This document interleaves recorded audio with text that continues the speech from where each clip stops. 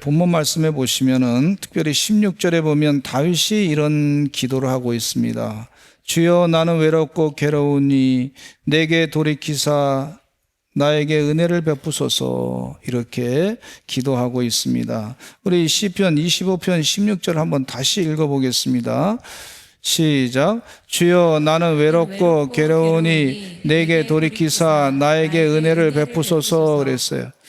다윗이 위대한 믿음의 사람이고 참 성경에 알려진 인물이고 정말 하나님의 은혜를 많이 받은 분인데도 불구하고 그 삶 가운데 보면은 상당히 외롭고 괴로웠던 순간들이 많이 있었던 걸 볼 수가 있습니다.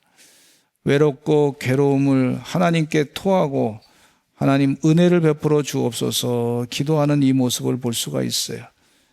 무슨 얘기냐면 외롭고 괴로울 때 내 방법으로 내 생각으로 위로받을 수 있는 것이 아니라 하나님의 은혜로 위로받을 수 있다고 하는 사실을 분명히 고백하고 있어요.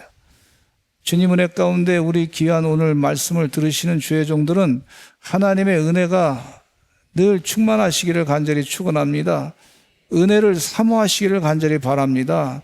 은혜를 사모하시고 기도하시는 여러분 되시기를 간절히 축원합니다. 근데 이 외로움이 극에 달했을 때 괴롭고 외롭고 힘들어요. 근데 다윗은 이 외로움을 또 16절의 한 절로 끝나는 것이 아니라 25절 편 17절에는 이렇게 또 기도하고 있습니다. 같이 한번 읽어보실까요? 시작. 내 마음에 근심이 많사오니 나를 고난에서 끌어내소서, 이렇게 기도하고 있어요. 외롭고 괴롭고 한 것이 17절에는 마음의 근심이다, 이렇게 표현한 걸 볼 수가 있고, 또 18절에는 내 마음의 근심을 또 더 연결해서 보면은 나의 곤고와 환난, 이렇게 표현하고 있는 걸 볼 수가 있어요. 근데 은혜를 베푸시는 것 가운데는 이 16절의 하반절에 보면 은혜를 베풀어 달라고 기도했는데 17절 하반절에는 나를 고난에서 끌어내소서, 18절 하반절에는 내 모든 죄를 사하소서, 이렇게 기도하고 있는 모습을 볼 수가 있어요. 다윗이 겪은 외로움 또 괴로움은 비단 다윗에게만 있는 것이 아닙니다. 우리 모두에게 다 있는 줄로 믿습니다. 저도 외롭고 괴로울 때가 있어요. 목사님은 안 외로운가 보다. 목사님은 성도들이 많이 저다 보니까 안 외로운가 보다. 목사님은 괴로움이 없나 보다. 그렇게 착각하지 마시기를 바랍니다. 저로 외롭고 괴로울 때가 있어요. 우리 성도님이 힘들면 막 그거 하나님 도와달라고 간절히 기도하다 보면 참 뭐라 그럴까, 응답이 빨리 안 오면 참 어떤 땐 좀 외로울 거예요. 어떤 때는 하나님 내 체면 좀 살려달라고 그럴 때가 있어요. 체면으로. 또 내가 너무 힘드니까 내 체면 좀 살려달라고 그렇게 아주 그냥 간곡하게 기도할 때가 있고, 그것뿐만 아니라 또 개인적으로 하나님께 기도할 때 외롭고 괴로울 때가 있어요. 누구나 다 있습니다. 다. 제가 광림교회 부막설에 있는 동안에 신방을 현대아파트에 하게 되는데, 현대아파트 그 지역은요 대한민국의 뭐 0.1% 내 부자들이 사는 데란 말이죠.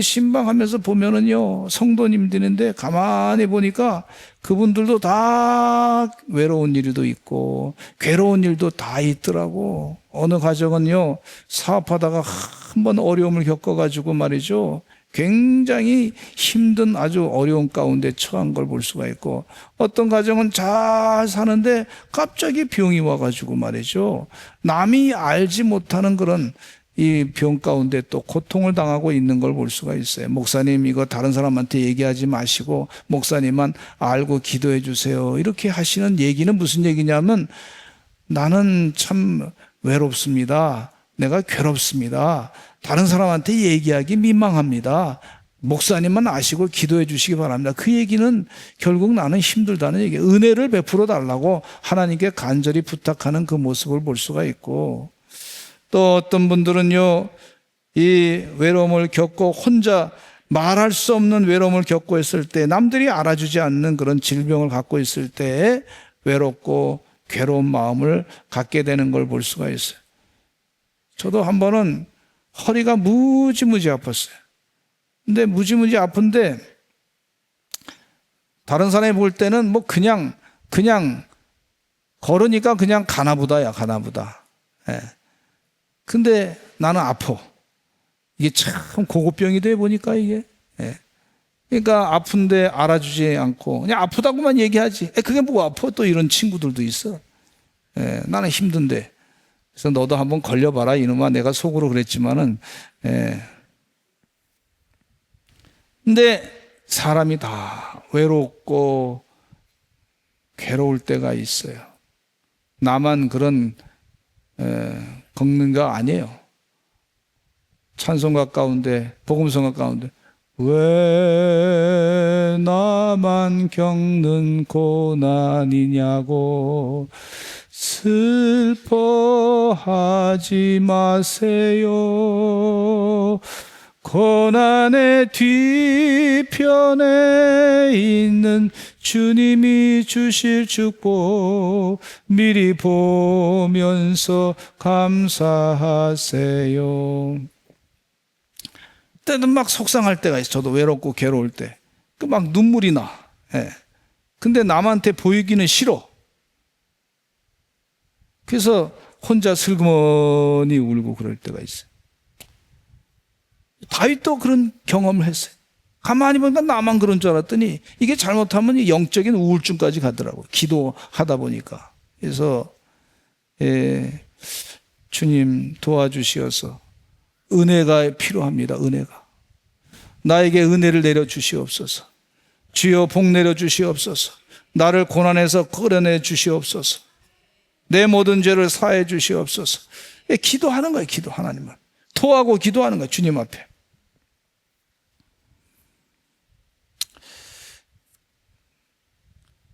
이 다윗이 그런 체험을 했는데 노아도 마찬가지로 그런 분이었어요. 정말 노아도 위대한 의인이었습니다. 하나님 보시기에 정말 칭찬받을 만한 믿음의 사람이었던 걸 볼 수가 있어요. 하나님의 말씀을 듣고서 산 위에다가 평생도록 방주를 지었습니다. 노아와 그의 가족들은 열심히 방주를 지었습니다. 의인으로 인정을 받았던 노아는 사실은 보니까 노아의 삶은 외로웠을 거라고 여겨집니다. 왜냐하면 동네 사람들이 말이죠, 노아가 하는 일에 대해서 뭐 칭찬하거나 뭐 그런 얘기했다는 게 없어요. 노아 잘한다. 산에다가 배 짓는데 야 잘한다. 야 우리가 생각 못한 거 한다. 뭐 이렇게 칭찬한 사람 아무도 없어요. 그냥 자기들은 뭐 세상에서 지금 먹고 살기 좋으니까 편안하게 먹고 막 그냥 두들겨 무시고 그렇게 막 잘 사는데, 근데 노아는 산에다가 방주를 짓는 거 보니까 이게 참 어리석은 사람이라 아마 저 지금 제정신이 아니다, 미쳤다 뭐 이러면서 막 비아냥거리면서 혼자 고생하면 될 걸 왜 자식들까지 고생시키느냐 그러면서 비아냥거리고, 지금 먹고 놀고 좋은 거 많은데 왜 그것도 못하느냐, 바보 같은 놈이다, 이렇게 아마 마구 얘기했으리라 생각합니다. 조롱당했을 거예요. 그러니까 이 외로움을 겪었을 것이다 여겨집니다. 그러나 노아는 하나님 은혜로 주신 사명을 평생토록 노아 방주 짓는 일에 그것에 흔들리지 아니하고 하나님 은혜로, 그것도 은혜 계속해서 배를 지었더니 나중에 홍수가 나서 온 지구가 다 물속으로 다 하나님의 심판받을 때 그 노아와 가족들은 구원받게 된 줄로 믿습니다. 이게 하나님의 은혜야, 은혜. 우리 사랑하는 성도님들, 교회 와서 지금 예배 드리는 게 하나님의 은혜인 줄로 믿습니다. 하나님 말씀을 듣는 것 자체가 하나님의 은혜인 줄로 믿습니다. 이 자리에 나오셔서 마음에 사모하면서 나왔는데 하나님의 은혜를 사모하며 나오신 줄로 믿습니다. 내 인간의 힘으로 해결 안 되는 것들이 너무나 많잖아요. 그렇잖아요. 지혜로운 사람일수록 정말 그걸 빨리 깨닫는단 말이죠. 특별히 우리 자녀들을 위해서 기도할 때 보면요, 어떤 분들 성도님들 신방 갈 때 병원에 갔어, 자녀가. 근데 가만히 보니까 부모로서 할 수 있는 게 아무것도 없어. 우리 인간의 힘이 그렇게 약해요. 그 병원에서 의사 선생님이 막 치료하는데 같이 도와주세요 뭐 이러지도 않아. 나가세요. 예. 그럼 할 수 있는 게 뭐냐? 앉아가지고 기도하는 것밖에 없지요. 하나님의 은혜 아니면 살 수가 없다. 그러신 고백이 많이 있는 걸 볼 수가 있어요. 아브라함은 하나님의 명령을 받았습니다. 창세기 12장의 내용 가운데 보니까 이분도 외롭고 괴로운 시간을 보냈어요. 창세기 12장 1절 읽어보겠습니다. 시작. 여호와께서 아브라함에게 이르시되 너는 너의 고향과 친척과 아버지의 집을 떠나 내가 내게 보여줄 땅으로 가라 그랬어요. 여러분, 하나님께서 고향과 친척과 아버지의 집을 떠나라는 얘기는 그동안 우상을 숭배하는 그 사람들과 관계를 완전히 끊으라 그런 얘기입니다. 관계를 끊으라는 얘기는 외로움을 경험하라 그런 얘기예요. 그렇잖아요. 관계를 끊고 고향 땅을 떠나라. 고향 땅 떠나가지고 내가 내게 지시할 땅으로 가라 그랬으니까 하나님만 의지하고 살라 그런 얘기인데, 그게 하나님만 의지하고 사는 것 자체가 이게 참 외로움과 괴로움을 경험하게 된단 말이죠. 그래서 아브라함이 처음으로 간 곳이 어디냐면 애굽 땅으로 내려갔는데, 애굽 땅에 내려갔는데 세상에 자기가 봐도 자기 아내가 너무 이쁜 거예요. 65세 된 할머니가 이쁘다는 거예요. 세상에 당신은 아리따운 여인이니 세상 사람들이 봤을 때 65세 된 할머니가, 우리 사랑하는 성도님들도 다 65세 되신 분들이 이쁜 줄로 믿습니다. 예. 근데 65세 된 할머니가 너무 이뻐가지고 말이죠. 그래서 이 애굽 땅에 내려가면은 다른 사람들이 나를 보호해줄 사람이 없는 거예요. 외로운 거예요. 그러니까 혹시나 이 애굽의 사람들이 나를 죽이고 당신을 아내로 뺏으면 어떡할까 걱정이 돼가지고 차라리 당신은 나에게 누이 동생이라고 그렇게 거짓말하자 그래가지고 비굴하게 그렇게 얘기한 거예요. 그랬더니 아니다 다를까 사람이 너무 이쁘니까 말이죠. 애굽의 왕이 좋아가지고 내가 궁녀로 삼겠다 해가지고 같이 살게 되려고 하는 그런 찰나에 그 밤이 얼마나 외로웠을까. 아브라함이 굉장히 힘들었을까. 인간의 한계를 완전히 이게 뭐야 이게 이상한 웬일이야 이게 그러면서 막 그냥 아내를 뺏기는 그런 이 밤에 얼마나 외롭고 마음이 괴로웠을까. 근데 그날 하나님께서 은혜를 베풀어 주셔가지고 애굽 왕에게 나타나서 건드리지 말아라. 그는 아브라함의 아내다 가르쳐 주신 것을 볼 수가 있어요. 이거 하나님의 은혜입니다. 은혜. 아브라함이 그 은혜를 체험했어. 그리고 나서 너가 왜 나한테 애굽 왕이 뭐래? 너가 나한테 왜 이렇게 나쁜 짓을 하느냐? 잘못 가르쳤느냐? 그러면서 왜 그런 일을 하느냐 하면서 꾸지람을 받으면서 그러면서 아브라함이 애굽 왕한테 그냥 큰 많은 재물을 줘가지고 보냈어요.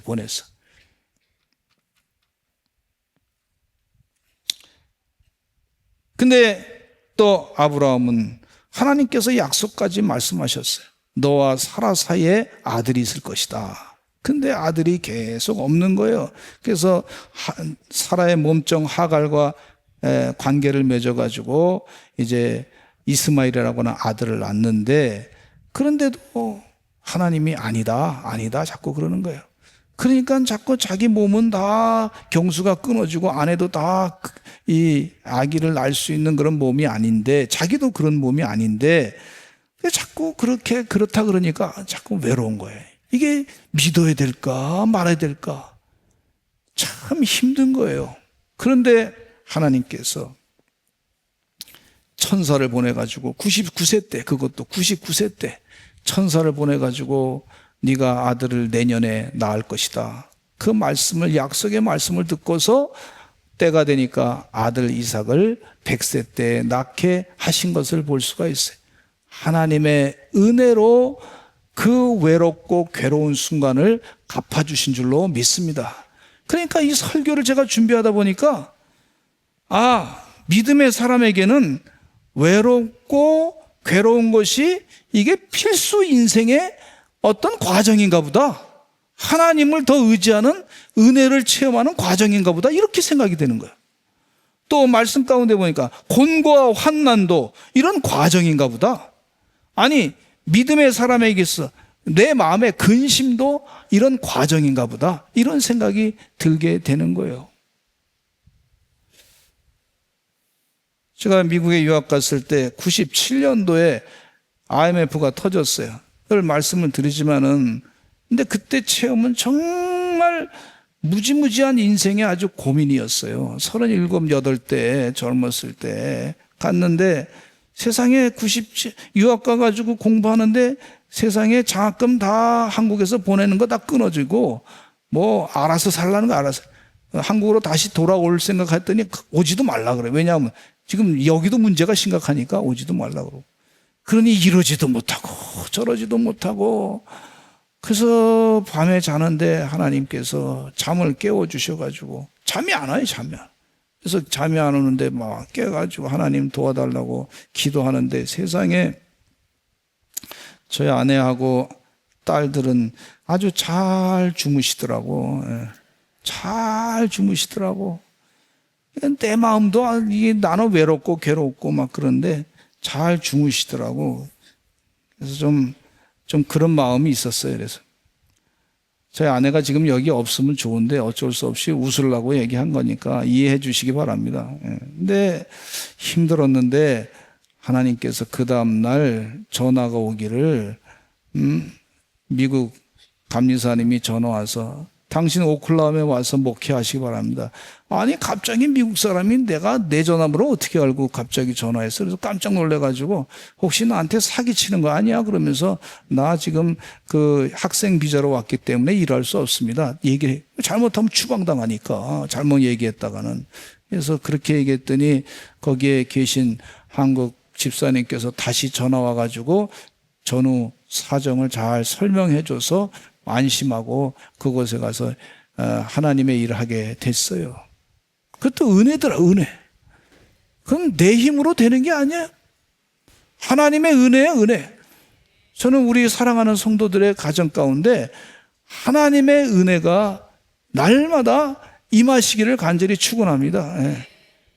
야, 나의 마음이 괴롭고 외롭고 괴로워. 그럴 때 하나님을 의지해. 하나님 은혜 내려주시옵소서. 은혜 누가 몰라? 아내가 안다? 몰라. 남편이 안다? 몰라. 목사님이 안다? 목사님도 몰라. 죄송하지만 제가 다 몰라. 그냥 기도 부탁은 하세요. 그냥 기도는 해드려. 근데 그 마음에 외롭고 내 마음의 외로움 정도, 괴로운 정도 목회자 몰라. 다 몰라. 조금은 이해해. 조금 이해하는 거지 다 몰라. 누가 아시냐? 하나님만 아셔. 하나님이 은혜를 주셔야 될 줄로 믿습니다. 그 누가 나의 괴로움 알며 그 누가 나의 슬픔 알까? 주밖에 누가 알아주랴. 영광 할렐루야. 제가 신방 다니면서 우리 성도님들 이렇게 교제하면서 대화하는데 보니까 기도 제목 가운데 가만히 보니까 요즘에 그런 분들이 좀 많이 계시더라고. 스트레스 받아가지고 우울증 증세도 있고, 어떤 분은 우울증에다가 공황장애 증세까지 있고, 그리고 어떤 분은 말이죠, 너무 심리적으로 막 힘들어가지고 조그만 어려움만 있으면 막 몸이 막 그냥 일상생활을 못할 정도로 몸이 막 힘들어지고 마음이 갑자기 무서워지고 그런 현상이 있어요. 이게 가만히 보니까 우리 성도님들만 있는 게 아니에요. 가만히 보면 저도 있어. 가끔 그런 게 있어. 증세는 좀 다르지만 좀 증세가 좀 차이가 있어요. 근데 그 마음을 누가 그렇게 시원하게 알아주는 사람이 별로 없다는데 문제가 있습니다. 우리 어머니도 잘 몰라주고 우리 자식도 몰라주고, 근데 있어 증세는. 근데 이 증세는 누가 알아주냐면 우리 주님만 알아주시는 줄로 믿습니다. 우리 만드신 분께서 아셔요. 그래서 은혜를 사모하시기를 간절히 축원합니다. 그 은혜. 요셉은요, 형들에게 미움을 받아서 애굽의 노예로 팔려가게 됐어요. 집을 떠나서 아버지 야곱의 사랑을 받지도 못한 곳에서 노예 생활을 시작하게 됐습니다. 인간적으로 많이 외로웠을 거예요. 그렇잖아요. 세상에 요 애굽으로 팔려가서 형들이 미워가지고 팔아버렸어. 얼마나 외롭겠어. 마음이 괴로워. 정말 힘들어. 근데 보디발 장군의 집에 갔더니 그것도 노예로 사는 거야. 무슨 상전 대접받는 것도 아니고 노예로 사는 거야. 힘들어. 아주 고통스러워. 저는 우리 직장생활 하시는 성도님들 가운데 보면 요셉과 같이 노예생활과 같이 괴로운 마음을 가지고 하시는 분들이 있다는 걸 알고 있어요. 힘들 거예요. 근데 가만히 보니까 그 직장 사무실에 보니까 예수 믿는 사람 한 사람도 없어. 자기만이야. 그러니까 누구하고 대화도 나눌 수도 없고, 잘못 얘기했다간 또 다른 사람에게 이상하게 말이 돌아가지고 나한테 피해도 될 수가 있고, 말도 못하는 거예요. 그런 사람이 있더라고. 요셉이 바로 그런 그 형국에 지금 처하고 있는 걸 볼 수가 있어. 그 억울한 일을 당했잖아요.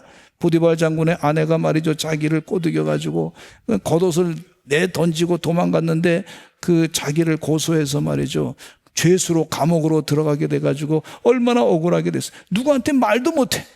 네.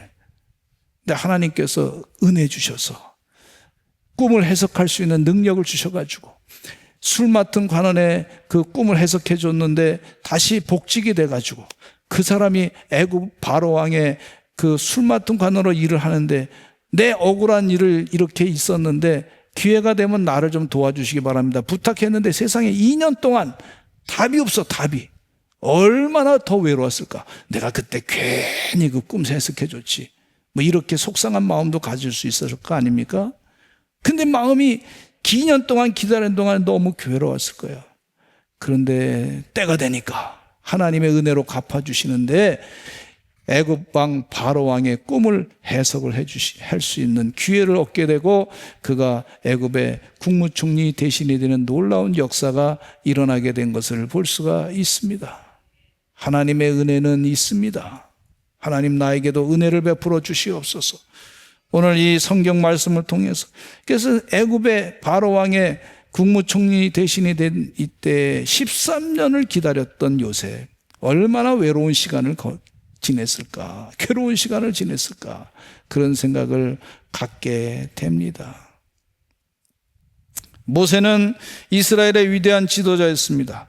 그러나 그의 인생에는 참으로 많은 외로움과 괴로움이 있었어요. 어린 시절부터 평탄하지 않았어요. 히브리인의 아들로 태어나가지고 죽음을 피해서 나일강 갈대 상자에 떠내려갔어요. 세상에 아기 혼자 갈대 상자에, 그것도 난지 뭐 한 3개월밖에 된 아이가 갈대 상자에 뉘어가지고 나일강 큰 강을 떠내려가는 거예요. 떠내려가는 거예요. 그 외로움, 아마 본인은 어떻게 느꼈을지 모르겠지만 그 괴로움 얼마나 힘들었을까 하는 생각을 갖게 합니다. 그러나 하나님 은혜 가운데 하나님이 바로왕 공주, 애굽의 공주왕 공주를 통해 가지고 그를 건져내 가지고 살아나게 됐어요. 근데 자라면서 애굽 궁정에 자라면서 보니까 자기 정체성이 자꾸 흔들리게 됐어요. 나는 애굽 사람인지 히브리 사람인지 헷갈리게 됐어요. 나중에 미디안 광야로 도망을 가게 됐는데 40년 동안 광야 생활하는 동안에 그 가정 가운데, 삶 가운데 보니까 외로움이 많이 있었을 거다 여겨집니다. 화려했던 궁정의 생활을 다 뺏겨버리고 거길 다 잊어버리게 만드는 그러한 외로움의 극한의 상황 가운데 몰려가게 된 걸 볼 수가 있어요. 근데 출애굽 이후에도 모세의 외로움은 끝나지 않았어요. 수백만 명에 이르는 백성을 이끌었지만 백성은 언제나 모세를 원망했습니다. 광야에 물이 없습니다. 그러면 모세 물 주시오, 그렇게 요구했고, 고기가 없으니까 고기 주시오.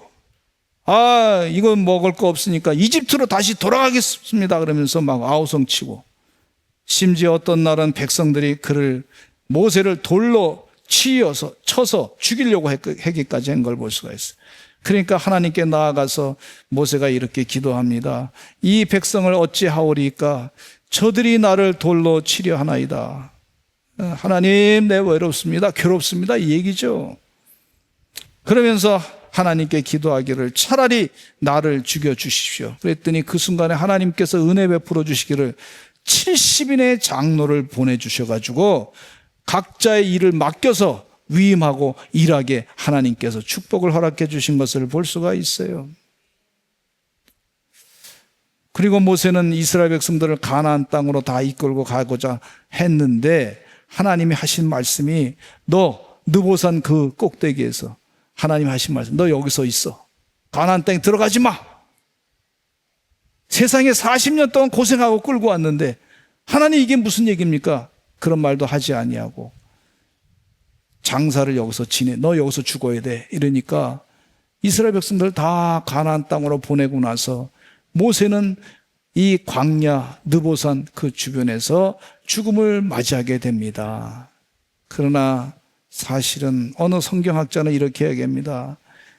백성들이 모세의 장례를 치르지 않았는데 하나님이 직접 장례를 치르셨다는 거예요.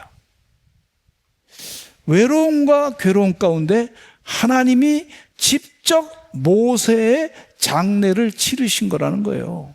그렇게도 해석하시더라고. 아, 그렇게도 가능하겠구나. 하나님은 은혜를 그 순간에 베풀어 주시는 하나님이신 줄로 믿습니다.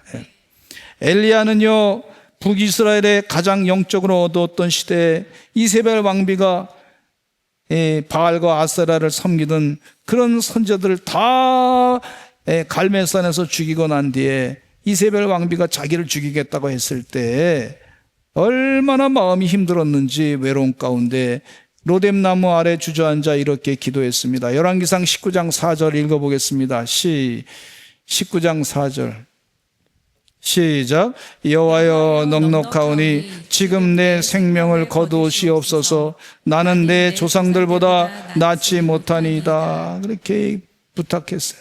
그랬더니 하나님께서 세미한 음성으로 나중에 기도 중에 응답을 받기를 은혜의 말씀을 주시기를 열왕기상 19장 18절에 이렇게 하나님께서 말씀하십니다. 시작.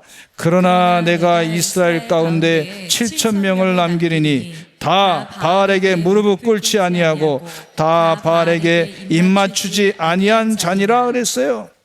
하나님이 혼자가 아니야. 7,000명이 준비됐어. 그렇게 위로하신 줄로 믿습니다. 마틴 루터 목사님은요, 종교개혁을 하면서 하나님의 뜻대로 생명의 말씀대로 그렇게 말씀을 전하다 보니까 교황은 그를 파문했고 신성 로마 제국 황제는 그를 체포해서 죽이려고 했어요. 1521년 브롬스 제국회의에서 출두했을 때 그는 황제 앞에서 이렇게 말합니다. 내 양심은 하나님의 말씀에 사로잡혀 있습니다. 나는 이 자리에서 물러날 수 없습니다. 하나님이여, 나를 도우소서. 아멘. 이렇게 했어요. 왕 앞에 왕이여, 나를 도와주셔서, 나를 불쌍히 여겨주셔서, 내 얘기를 좀 들어주시옵소서. 이렇게 하지 아니하고 뭐라 그랬냐면 하나님이여, 나를 도우소서. 아멘. 끝이야. 이게. 하나님이 나에게 은혜 주셔야 됩니다. 이렇게 고백했어요. 도망쳐서 바르트부르크 성으로 숨어들었는데 암살의 위험이 계속 있었어요. 이제 죽여야 되겠다 이놈. 그러니까 알고서 도망쳐서 그곳에서 성에서 숨어 지냈어. 외롭게 아주 괴로움 가운데, 죽음의 위협 가운데 숨어 지냈는데 하나님께서 그에게 라틴어 성경을 독일어로 번역할 수 있는 기회를 주셔가지고 독일어로 번역을 잘 했습니다. 그러면서 이 마틴 루터 목사님은 굴하지 아니하고 찬송을 썼는데 이런 찬송을 했어요. 외롭고 괴로움, 스트레스를 많이 받는 상황 가운데서 이렇게 찬송을 했는데 내 주는 강한 성이요 방패와 병기 되시니 그날 날에서 우리를 구하여 내시리로다. 이렇게 찬송했어요. 이 찬송가 어디서 나왔냐면 외로움과 괴로움 가운데서부터 나온 찬송가인 줄로 믿습니다. 하나님이 은혜를 베풀어 주셔요. 그 순간 예수님은 참 하나님이셨지만 동시에 우리와 똑같은 사람이셨습니다. 그분은 우리가 겪는 괴로움, 외로움, 슬픔, 배신, 고통을 누구보다 잘 아시는 분이에요. 다 경험했어요. 이분은. 사람들이 예수님으로부터 자꾸 떠났습니다. 그러니까 예수님 제자들을 바라보면서 이렇게 물었어요. 너희도 가려느냐? 나 지금 외롭다. 너희도 가려느냐?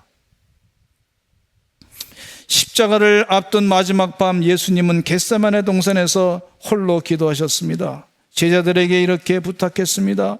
나와 함께 깨어 있어 달라 그렇게 부탁했어요. 근데 그들은 다 잠에 빠져버렸습니다. 예수님은 피땀이 흐를 만큼 괴로웠고 죽을 만큼 슬펐지만 함께 해주기를 바랐던 사람들은 조용히 잠들어 있었어요. 저는 새벽 기도에 나와서 새벽에 기도할 때 보니까 우리 성도님들은 왜 안 오시나 하면서 조용히 잠들어 있나 보다 이런 생각을 하더라고요. 조용히 9시 기도회 때는 왜 안 오시나 조용히 주무시나 보다 이런 생각이 들어요. 같이 좀 기도 좀 해줬으면 좋겠는데 하는 마음이 있어요. 그러면서 또 한편으로는 말씀 가운데 하나님은 사랑하는 자에게 잠을 주시도다 또 이런 말씀이 생각나는 거예요. 그래서 잘 자야지 또 이런 생각이 들어요. 들을 귀 있는 자는 들을지어다. 가장 괴로운 순간에 하나님은 얼굴마저 외면하세요. 그래서 하나님 어찌하여 나를 버리셨나이까? 예수님께서 그렇게 기도했습니다. 여러분, 내가 외롭고 괴로움을 당할 때 누가 더 잘 아시냐면요, 목사님보다도 우리 성도님보다도 물론 좀 위로받을 수 있어요. 그러나 예수님이 더 잘 아세요. 하나님이 더 잘 아세요. 하나님의 은혜 베풀어 주세요. 주님의 이름으로 기도하시기를 간절히 축원합니다. 우리 성도님 잠깐 대화 나눴는데 세상에 직장 생활하는데 보니까 사무실에 예수 믿는 사람이 자기밖에 없더래. 그전에는 예수 믿는 사람이 좀 있어가지고 좀 대화도 나눴는데 하나밖에 없더래. 제가 가만히 그 얘기를 하다가 하나님이 지혜를 갑자기 주시기를 어떤 말씀을 주시냐면 하나님이 그 사무실에 당신하고 지금 같이 있습니다. 그렇게 얘기했어요. 아, 깨달았다고. 하나님이 함께 하시는 줄로 믿습니다. 주님께 간절히 기도하셔서 우리 다 외롭습니다. 어떤 땐 괴롭습니다. 그것 때문에 우리 다 은혜가 필요한 사람인 줄로 믿습니다. 하나님의 은혜를 사모하며 기도하시는 여러분 되시기를 간절히 축원합니다. 우리 다 같이